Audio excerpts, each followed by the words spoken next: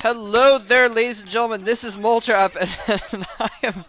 Wow, sorry, I just totally screwed up my intro because that was just awesome. This like weird sci-fi like background thing going on. Look at them walking in. That is bad. That is just awesome. This is FlaSh versus Jaedong. This is Moletrap, and I got Klazart alongside me. Yes, you heard me correctly. Klazart has come out of hiding. He's gotten a leave from his special secret missions in Afghanistan to come and cast the MSL finals with me. This was actually cast live already by a couple other casters, Matt, and I'm not sure who casted it with them. So if you want to watch that version, that's also going to be up on this account.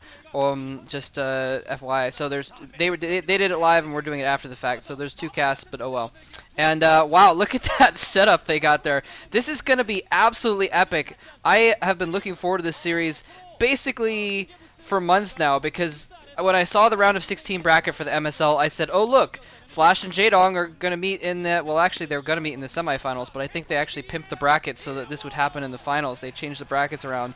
But I have been looking forward to this matchup for a long time, and this is basically the two best StarCraft players ever facing off against each other. This is going to be some high-level stuff. Yeah, I'm not sure I would entirely agree with you about them being the two best StarCraft players ever, but I think that these two definitely have the best StarCraft rivalry ever. I mean, if you look at the rivalries throughout StarCraft history, you know, with Boxer and Yellow and Savior and Bisu and all the other ones, and again, the Boxer and Nalra, usually in those rivalries you had one player who was dominant. You had a player who was dominating everyone in the field and was untouchable. With these two guys, both of these guys have been seesawing. We've had a while where Jaedong was looking like he was going to kick everyone's ass and he was the one to beat. Then we had FlaSh in the ascendancy, then we had FlaSh's dramatic collapse a couple of seasons ago, and then now we've had both of these players vying for the top spot. So I think that and it's in a way it's great. In a way it's kind of sad for these two players because neither of these two players has been able to assert themselves as having a significant period of time at the top the way the greats of the past have. But at the same time, I think for the fans it's so much more exciting. And this matchup, it's just, I mean, considering the history between these two guys, the recent history between these two guys, I think this is definitely the biggest rivalry in StarCraft as far as I'm concerned. Yeah, I remember when basically when both of these players were pretty much coming into the fore. Actually, I guess it was kind of when FlaSh was. Jaedong was already pretty dominant, and then FlaSh was kind of coming out. He'd accomplished a little bit, but he hadn't quite established himself as being one of the top players yet. And these guys met in 3 different best-ofs in a row. They met in the GOM Classic finals, I believe. Then they met in the OSL, and then they met in the MSL, like all within the span of 2 weeks. And they basically just traded blows back and forth, and that was kind of the beginning of it because both of them were just starting to become, you know, really, really legendary. And at the same time, and they both, you know, had these epic battles. And they met a couple other times since then, and they've pretty much, you know, stayed about even. I'll try and look up the stats on that next time I have a chance there. But yeah, this is this is just gonna be epic because they've both been playing, like you said, they've kind of been off and on and off and on, and they've kind of seesawed back and forth. This is really the first time since that first moment when they met like 3 times in a row that they've both been on top of their game. And I gotta say, I didn't think that Jaedong was on top of his game. You know, maybe a week or so ago, a couple weeks ago, he'd been kind of playing a little bit. He'd still been playing really well, but not really his top game. But and so I was thinking, oh well, FlaSh is definitely going to take it because FlaSh is in top form and Jaedong isn't. But then watching his games against Cal, Jaedong destroyed Cal. Absolutely destroyed one of the top few Protoss players in the world. Just destroyed him without seemingly any effort. And so I was taken aback. I said, wow, okay, this is actually going to be a match after all. FlaSh isn't going to just kill off Jaedong. Jaedong is in top form, and he is ferocious, and he wants this bad. And wow, so I'm basically that's why I'm saying like these are the top 2 players, and at their top of their game. That's why we're going to see some really good stuff. I'm like I said, I've been looking forward to this for a long time. Yeah, and apart from the fact that this is an MSL final, that there's a trophy to be had at the end of it, there is so much more. I mean, if this was an Indian takeaway, this would be the Vindaloo. That's how spicy this contest is.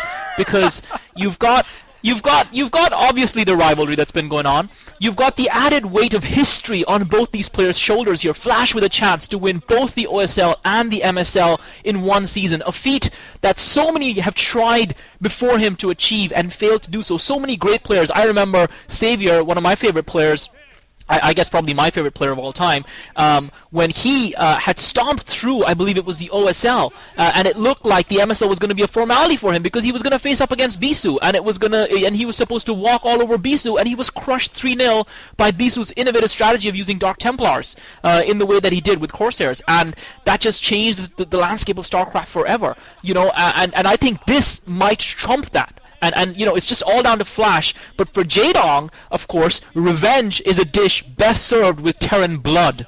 Because he is standing in the way. Not only does he want to take this title, but he wants to extract revenge for the humiliation he suffered at FlaSh's hands in the MSL. Both these guys, in the OSL, both these guys clashed, and FlaSh wiped the floor with Jaedong. He did. It was as if FlaSh had become the overmind, and Jaedong was nothing more than a little zergling moving to and fro to FlaSh's orders. And FlaSh completely destroyed him. It was humiliating. Jaedong was left in tears. And Jaedong, I think, is a man with a mission, and I think when you've got a Zerg player like Jaedong on a mission, I think that's to be feared. So you've got that rivalry with you've got Jaedong's desire to inflict pain upon FlaSh, bodily pain, to make FlaSh real, and then you've got FlaSh, obviously his need to establish himself as one of the greatest players of all time, if not already established, and it just makes for such a scintillating combination. I think this matchup is truly going to be epic. Yeah, definitely. I just looked up the stats, by the way. They first met in a Pro League game, but that's not too big of a deal. Then this is what it was. The GomTV MSL Season 4, they met, and Jaedong actually 3-1'd FlaSh, and looked pretty good.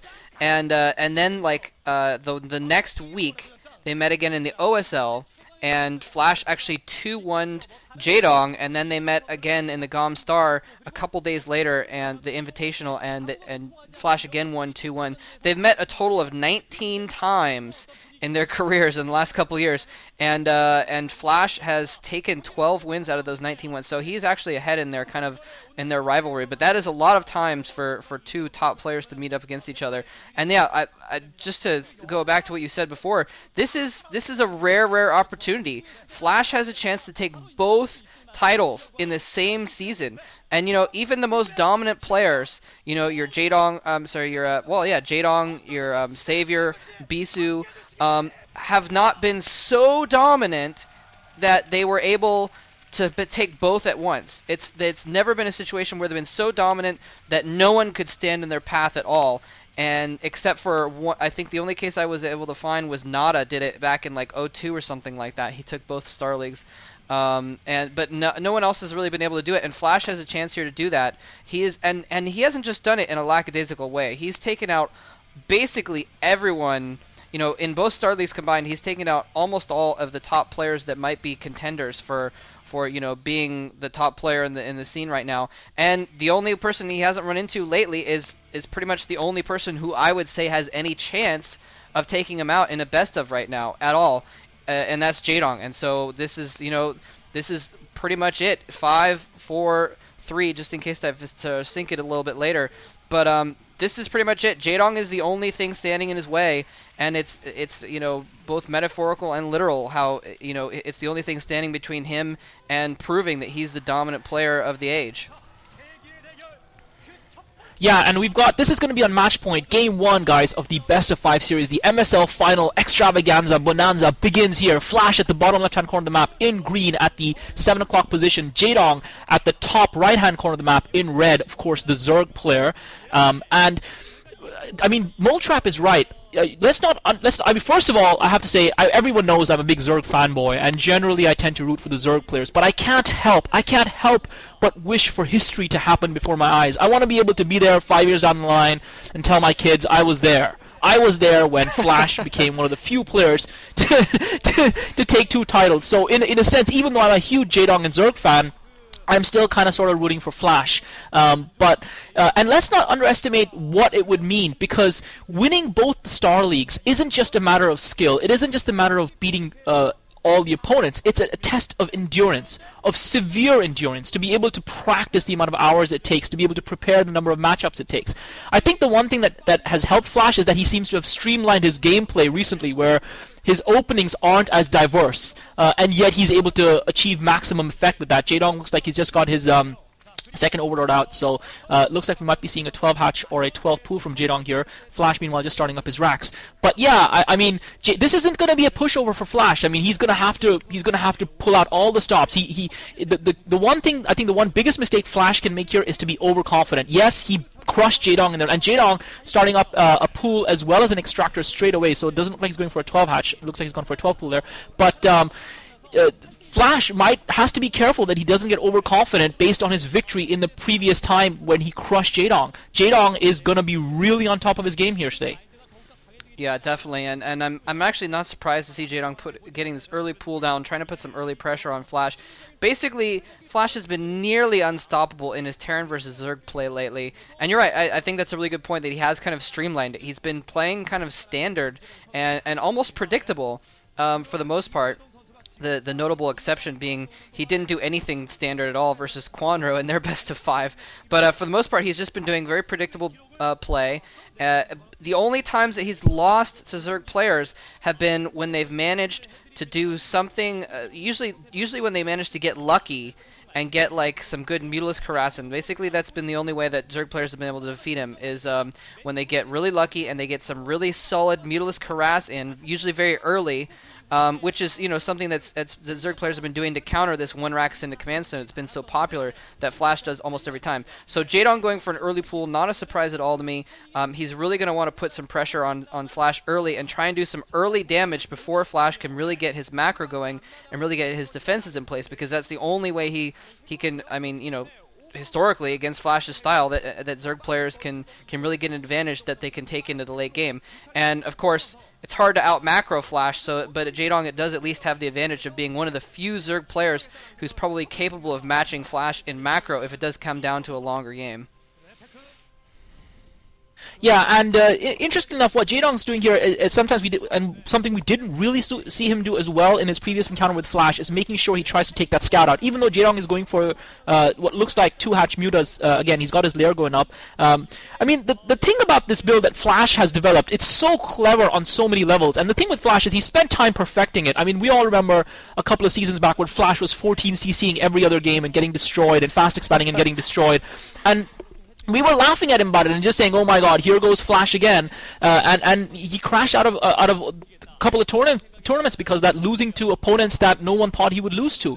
But he was honing his style, he was honing his strategy, and now he's gotten it down to such a fine formula that even if he is being predictable, players cannot break it down. And I mean, the reality is, generally when you expand, that's supposed to leave you vulnerable early, but FlaSh's defense has been so brilliant that that window of vulnerability is very narrow. It's just so tight, and if you can't get in there, that's it. He shuts you down, his economy kicks in, and he wipes the floor with you. And it really takes top level play to be able to challenge that. That's how finely refined FlaSh's strategy is. And I mean, Moletrap, you made a really good point about the predictability, but Terminators are predictable, and they're still incredibly difficult to stop.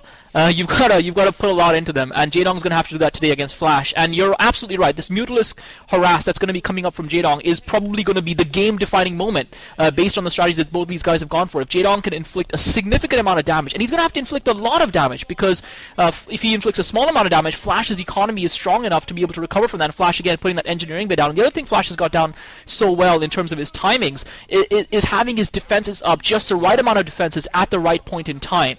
And it's just so incredibly hard to counter that.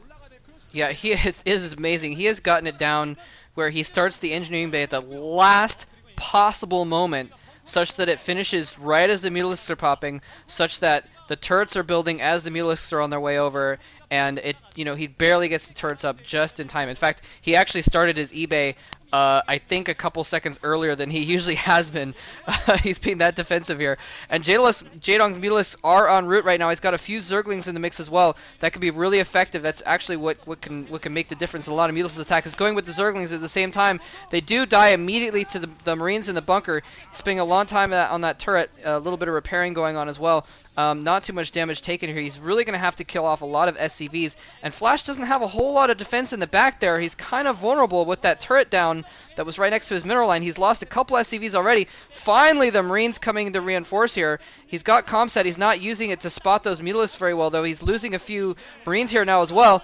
So Jaedong is being able to, he's doing a decent amount of damage here with this Mutalisk Craft, but critically he's only taken out a couple SCVs so far, and he really needs to kind of take out a good chunk of SCVs if he's really going to do a lot of damage, especially since, well, actually I was going to say he doesn't have a lot of drones, but I just realized he's gotten a third base up during this time as well. So that might be why he's gotten a few less drones, as they might have been Maynarded over to that location. So kind of an interesting play here. Usually, I mean, this is, again, kind of what we've been seeing Zerg players try. Oh, and here comes, he's trying to move in here to try and get behind that mineral line. It's exactly what HwaSeung did, that one of the few Zerg players to recently beat FlaSh, was to get this Mutalisk in behind this mineral line and use those minerals as a defense. He's doing exactly that. He's dodging around the mineral line and using it as a defensive point so that the Marines cannot get back there to attack. He's killed off a few SCVs. He's forced them to stop mining at his main base, and he's killing off Marines. This is horrible for FlaSh. It's exactly the error that he made against HwaSeung, is he left a hole in his defenses, and he didn't have any backup defenses by his main mineral line, and HwaSeung went in and killed off all of his SCVs, and now Jaedong is doing the exact same thing. Yeah, Jaedong inflicting significant damage to FlaSh at his main, and FlaSh did leave himself a little bit vulnerable there. I guess that was the kind of overconfidence I was talking about. He's so used to holding off his defense. I think the other aspect of it is that Jaedong saw the opportunity and took it, and now Jaedong continues to hammer away at those Marines with those Mutalisks, and actually he's now in such a strong position that he can attack move on those Marines and those medics, and FlaSh is really going to struggle to hold here, because FlaSh is not going to be able to get turrets up. He's lost too many Marines, so he can't mass those Marines up, and effectively, it looks like Jaedong is going to be drawing first blood in this game against FlaSh here. Another couple of Marines come out, and they die, and FlaSh GG's.